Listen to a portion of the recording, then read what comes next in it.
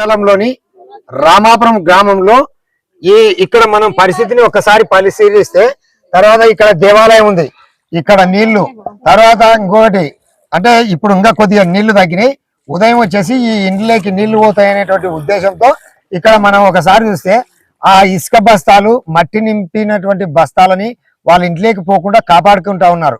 అంటే అనేక సంవత్సరాల నుండి ఈ గ్రామంలో ఇదే ప్రాబ్లం. ఇట్లా ఈ మధ్యలేరు వాగుకు వచ్చేటువంటి నీళ్లు అక్కడ కేసుకినాలు దాన్ని ఎత్తకపోవడం వల్ల, అది ఎత్తితే ఇక్కడ ప్రాబ్లం ఉండదు. అది ఎప్పుడో బ్రిటిష్ వాళ్ళ కాలం నుండి దానిలో అవి లాక్లు ఎత్తే సిస్టమ్ పెడితే కూడా అవి ఎంతకవి ఎత్తుకునే మార్గం పెడితే కూడా దానికి మళ్ళా వెల్డింగ్ చేసి పారేసినారు. వెల్డింగ్ చేయడమే కాకుండా కింది గ్రామాలలో మళ్ళీ దానిని ఎత్తనియరు. అంటే ఈ దాదాపు 8 గ్రామాలలో ఇదే పరిస్థితి. తర్వాత ఇక్కడ మహిళలు ఎదుర్కొన్నటువంటి ఇబ్బందిని ఇక్కడ ఒక పెద్దమ్మ ఉంది. పెద్దమ్మ, ఏం పేరు పెద్దమ్మ? శేషమ్మ. ఏం జరుగుతుందమ్మా? ఏమి ఈ నీళ్ళు ఏంది మీ ఊర్లో? వాగు వచ్చి ఎవరు తలసక చేయక వాగమడైనాము, మా ఇంట్లోకి నీళ్లు పోయినాయి. ఊర్లో పెద్ద మనుషులు ఎవరు పట్టించుకోక రసకలు రాక వాగు వాగుది తెంచనీయకున్నారు, తీయనీయకున్నారా మమ్మల్ని. మళ్ళీ అధికారులు ఏం రావడం లేదా? ఎవరు రావడం లేదు సార్, ఎవరు రావడంలే. మీకు పంట ఎంత నష్టం జరిగింది? ఏముంది, 2 ఎకరాల పొలం మునిగిపోయింది. మాకు ఎవడు 1 రూపాయి వేయడంలే, ఊళ్ళోకి ఎవరు రావడంలే. ఈ నీళ్లు ఇవాళ పట్టించుకోవడంలే. ఇల్లు లేకపోతే ఇసుకలు వేసుకున్నారు, కొంపబడిపోయింది. నాది 3 ఏళ్ళే, ఎవరు పట్టించుకోలే. మళ్ళా ఏం చేయమంటావు చెప్పు? మళ్ళీ ఈ లస్కర్లు వీళ్ళ ఏం చేస్తారు? ఎవరు రావడంలే, ఎవరు ఏం చేయడంలే. మళ్ళీ దీనికి పరిష్కారం ఏమంటావు? మళ్ళా ఏం చేయాలంటే రైతులు వచ్చే కదా, అక్కడ నుండి పైనుండి ఎవరన్నా వచ్చినా చూపించాల్సింది. రైతులు ఎవరు వస్తారమ్మా? రైతులు కాదు, అది రావద్దు. వ్యాసారాలు వస్తున్నారు, అధికారులు వచ్చి వ్యాసారాలు వచ్చి చూస్తాం. ఉందా లేదా అది మేము మనసులో కాదా? పోతే మేము నష్టపోతే ఎట్లా వాళ్ళం మేము కొట్టుకొని. ఎవరు వచ్చాయంటే మీ ఎంత చిన్న ఊరు, మీకు ఏముంది అనేది. అవి చిన్న ఊరప్పుడు ఓటు ఎందుకు అడగాల? ఓటు ఎందుకు అడగాల? చిన్న ఊరే కదా, ఏం అవసరం ఇవి? మీరు వచ్చారు, వాళ్ళు పోతారు, మీరేం దగ్గర పోతారు. మా పరిస్థితి ఏమిటి? తిన్నికి బతలాక పంట తినాలా, లేవు ఉపాసం ఉండాలా. మన నష్టపడి ఎవరు కదా మాకు ప్రభుత్వం కోరగా మనుషులుగా గుర్తించాలి కదా. కదా ప్రభుత్వం డివైడ్ చేస్తా అంటే నష్టపోయిన దాన్ని పరిహారం మాకు కట్టియాలా. ఈ సంవత్సరం కట్టిస్తారు. దీని శాశ్వత పరిష్కారం గండి పెట్టాలా కింద అంటే అండర్ గ్రౌండ్ పెట్టాలా.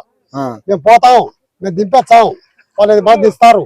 బాగా ఘర్షణలు అవి లక్షలు పెట్టాలా, కరెక్ట్ గా ఉండాలా.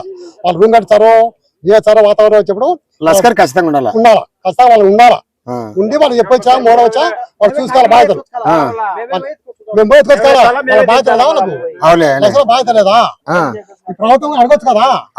అవి ఏముంది కదా, మీరు ఉండకుండా అయితే ఎందుకు ఎత్తుకున్నారు? ఇల్లు వచ్చినాయి, ఏ ప్రభుత్వం ఉంది కదా, ఏ ప్రభుత్వం లేదు. ఎవరినా మాకు సంబంధం లేదా? ఏమైనా ఊరు పోతే ఉంటారా? ఉండరు కదా. ఎవరినా ఊరు పోతే రాత్రి వచ్చా ఎవరైనా కొట్టుకపోయి, ఎవరన్నా కొట్టుకపోయి పిల్లలు కానీ ఎవరైనా కానీ పరిస్థితి ఏమిటి? ఏమైనా కానీ మేము అప్పుడు. కాబట్టి ప్రధానంగా మీ డిమాండ్ అక్కడ యూటీ పెట్టాలి. తర్వాత ఈ సంవత్సరం పోయినటువంటి నష్టపరిహారం కట్టాలి. ఖచ్చితంగా లక్షలు మాత్రం ఎవరు అడ్డం చేయకుండా ఉండాలి.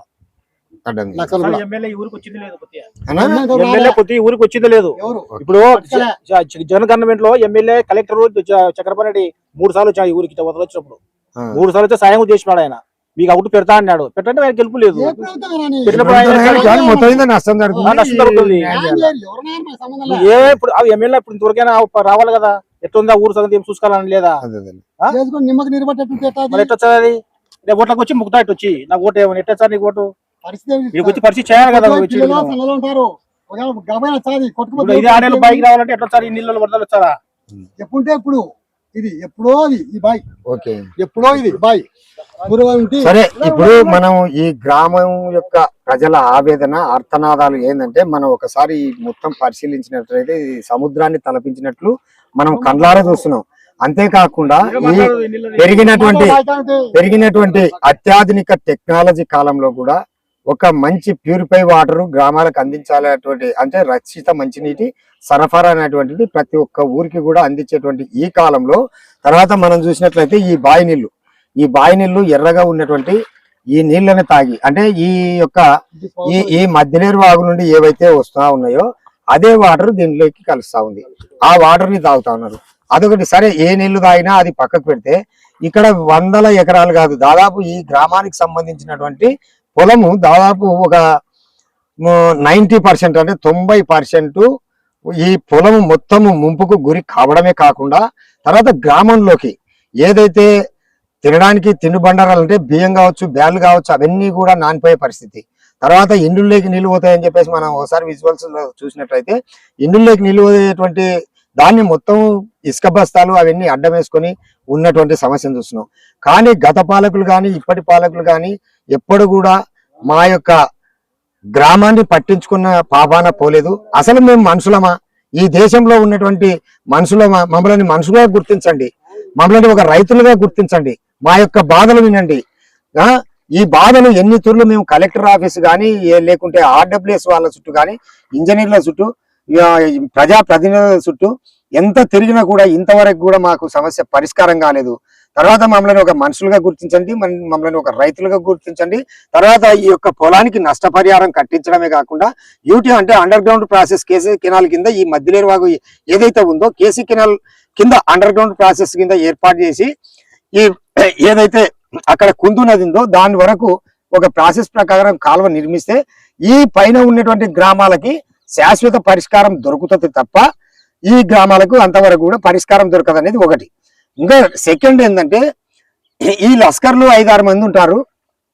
అసలు ఇక్కడ ఎప్పుడో ఒక పూర్వకాలంలో ఆ యొక్క కేసీ కెనాల్ కి ఆటోమేటిక్ గా ఈ యొక్క కొండవా అంటే నల్లమల ఫారెస్ట్ నుండి ఏదైతే మధ్యలేరు వాగు వస్తుందో ఆటోమేటిక్ గా ఆ యొక్క డోర్స్ లేయడానికి ఒక సిస్టమ్ పెట్టినారు. ఆ సిస్టాన్ని కూడా వీళ్ళకు పై బరువై దానిని ఎత్తడానికి మనం వాడే భాష పై బరువై దానికి వెల్డింగ్ చేసినారు. వెల్డింగ్ చేయడమే కాకుండా అసలు ఆ ప్రాంతానికి కూడా తొక్కి చూడరు.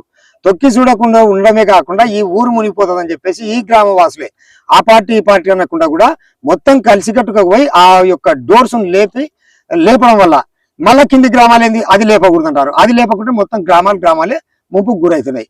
కాబట్టి అక్కడ లస్కర్లను పెట్టాలి. ఆ లస్కర్లను పెట్టడానికంటే ముందు దీని యొక్క శాశ్వత పరిష్కారం underground process KC canal కింద ఈ మధ్యలేరు వాగుని తిప్పితే తప్ప ఈ గ్రామాలకు శాశ్వత పరిష్కారం దొరకదు. ఖచ్చితంగా మమ్మల్ని ఇప్పుడైనా ఒక రామాపురం ప్రజలుగా గుర్తించండి, రైతులుగా గుర్తించండి అని చెప్పేసి ఇక్కడ ఉన్నటువంటి రైతులు ఆవేదన వ్యక్తం చేస్తున్నారు. చూస్తూనే ఉండండి PM9 న్యూస్. మీ ఈశ్వరెడ్డి.